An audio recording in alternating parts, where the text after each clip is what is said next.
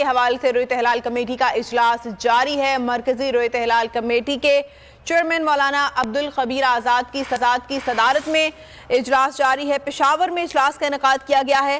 Chairman रोयत हिलाल committee मौलाना अब्दुल खबीर आज़ाद का कहना है कि पेशावर समेत मुल्क भर से शहादतें वसूल की जाएंगी। आपको बताएं कि इस वक्त ये इजलास जारी है। मुल्क भर से शहादतें वसूल करेंगे, ये कहना है मरकजी रोयत हिलाल कमेटी के चेयरमैन मौलाना अब्दुल खबीर आज़ाद का।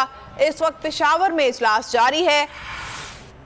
मरकजी रोयत हिलाल कमेटी के चेयरमैन मौलाना अब्दुल खबीर आज़ाद का कहना है कि मुल्क भर से शहादतें इकट्ठी की जाएंगी, फिर फैसला किया जाएगा।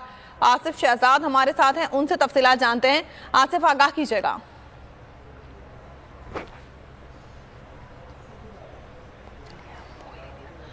आसिफ, अगर आप सुन पा रहे हैं तो आगाह कीजिएगा कि मुल्क भर से शहादतें मौसूल होने का सिलसिला शुरू हो सका।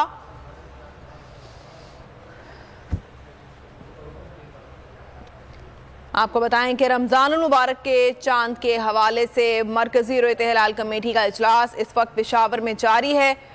मरकजी रोयत हिलाल कमेटी के चेयरमैन मौलाना अब्दुल खबीर आज़ाद इसकी सदारत कर रहे हैं और चेयरमैन रोयत हिलाल कमेटी का ये कहना है कि मुल्क भर से शहादतें वसूल की जाएंगी। बोल न्यूज़ के नुमाइंदे आसिफ शहजाद हमारे साथ हैं, उनसे तफसीलात जानते हैं। आसिफ, बताइएगा, शहादतें मौसूल होने का सिलसिला शुरू हो सका? जी बिल्कुल, मौलाना अब्दुल खबीर आज़ाद की सदारत में यहाँ पर इजलास जारी है। इजलास में बड़ी तादाद में